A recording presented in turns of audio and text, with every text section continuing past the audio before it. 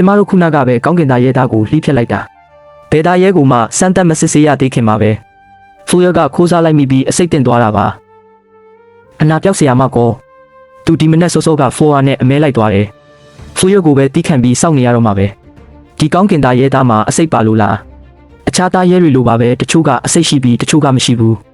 မှားပြီးစားမိရင်ဖျားနာပြီးတိတ်ဆုံးနိုင်တယ်ဒါကြောင့်စမ်းတက်ရမယ်ဒါကဘာအဓိပ္ပာယ်လဲတတဝမျိုးစားတူတာကိုဘာလို့အစိတ်ရှိမရှိခွဲခြားနေတာလဲမင်းတို့ကအမြဲတမ်းအသားစိမ့်တွေပဲစားနေတာလားခေါင်းဆောင်တစ်ခုခုဖြစ်လို့လားအသားစိမ့်စားတာမဖျားရင်တောင်မှအံ့ဩစရာပဲဒါကအစိတ်တင်တာမဟုတ်ဘူးဒါကအစာအိမ်ယောဂဖြစ်တာဒါမှမဟုတ်ကပ်ပါပိုးကူးဆက်ခံရတာပဲဘာပြောတယ်ဘာလို့မီးနဲ့အသားကိုမกินပြီးစားတာလဲ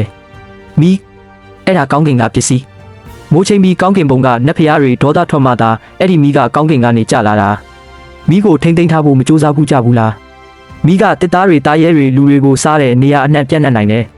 ကျမတို့မီးနာကိုမကတ်နိုင်ဘူးမီးငိမ့်သွားမှပဲကြံတာကိုကောက်နိုင်တာမီးအသားအရသာရှိလိုက်တာနိုးလာလို့တော်သေးတာပဲအဆင်ပြေသွားမှာပါသူတို့ရဲ့ခုခံနိုင်စွမ်းကအတော်လေးတောင့်တင်းတာပဲခေါင်းဆောင်ကျမတို့กินထားတဲ့အသားကပိုရတာရှိတယ်ဒီအချိန်ထိတောင်စားဖို့ပဲစဉ်းစားနေသေးတာလားဒီနေ့ကစပြီးအသားစိတ်မစားရဘူးအသားအလုံးကိုမီးกินပြီးမှစားရမယ်ဒါပေမဲ့ခေါင်းဆောင်မိုးမချိန်ရင်မီးမရှိဘူးမီးရှို့တဲ့တုံနဲ့မီးမွေးလို့ရတာပေါ့မီးရှို့တဲ့တုံဆိုတာဘာလဲကောင်းကင်ဘုံကမီးကိုတစ်သားနဲ့ဖန်တီးလို့ရလို့လားခေါင်းဆောင်ကျမတို့ကိုလိန်နေတာလားတိတ်တိတ်နေဘလောက်ကြာအောင်မှလဲပိုက်စားတယ်အရင်အစာစားလိုက်ကြရအောင်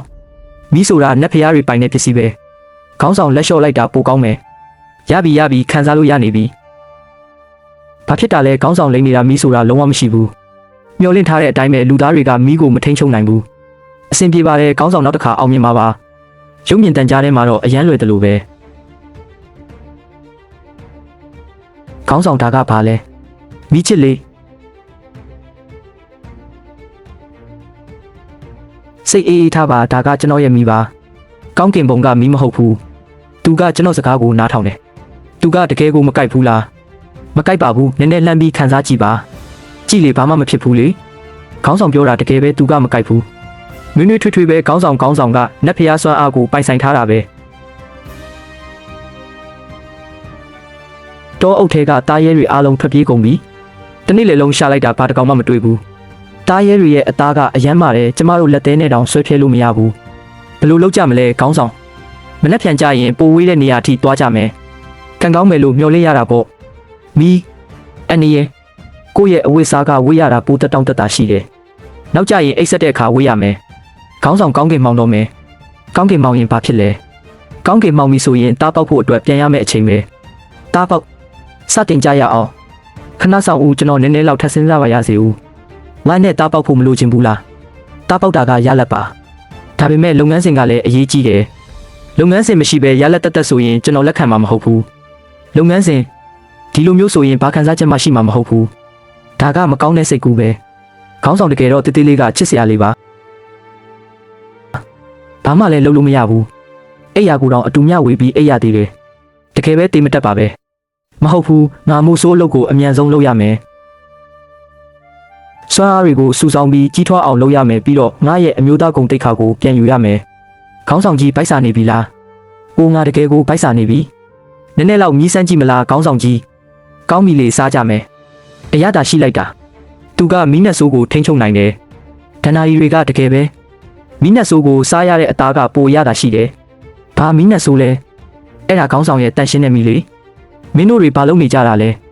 မီးနက်ဆိုးကိုလူမျိုးစုတွေခေါ်လာရသလားလီယာမင်းယူနေပြီလားအဲ့ဒါမီးနက်ဆိုးမဟုတ်ဘူးအဲ့ဒါခေါင်းဆောင်ရဲ့မီးပဲခေါင်းဆောင်ကနတ်ဖျားတွေရဲ့စွမ်းအားကိုထိန်းချုပ်နိုင်တယ်မီးဆိုတာဖြည့်ဆည်းခြင်းပဲအဲ့ဒါနတ်ဖျားတွေရဲ့ဒေါသပဲမင်းတို့ဒီမှာမီးနဲ့ကစားနေကြတာနတ်ဖျားတွေဒေါသထွက်ပြီးလူမျိုးစုကိုမီးလောင်သွားရင်ဘယ်လိုလုပ်မလဲမင်းကမီးကိုထိန်းချုပ်လို့မရဘူးလို့ပြောတာမလားဟုတ်တာပေါ့လူမျိုးစုရဲ့အရှိဘက်ကတောအုပ်ကြီးမီးနဲ့ဆိုးကြောင်ပျက်စီးသွားတာတက်သေးပဲမင်းဒီလောက်တောင်ယုံကြည်မှုရှိနေရင်လောင်းကစားကြမလားမင်းရှုံးရင်အဲ့ဒီအတွက်တောင်းပန်ရမယ်ပြီးတော့မင်းရှုံးရင်ရော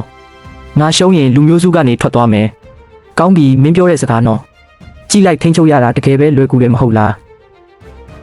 ဒါဘယ်လိုလုပ်ဖြစ်နိုင်မှာလဲဘာဖြစ်လို့လဲမမြင်လိုက်ရဘူးလားနောက်တစ်ခေါက်ထပ်ကြည့်ချင်သေးလား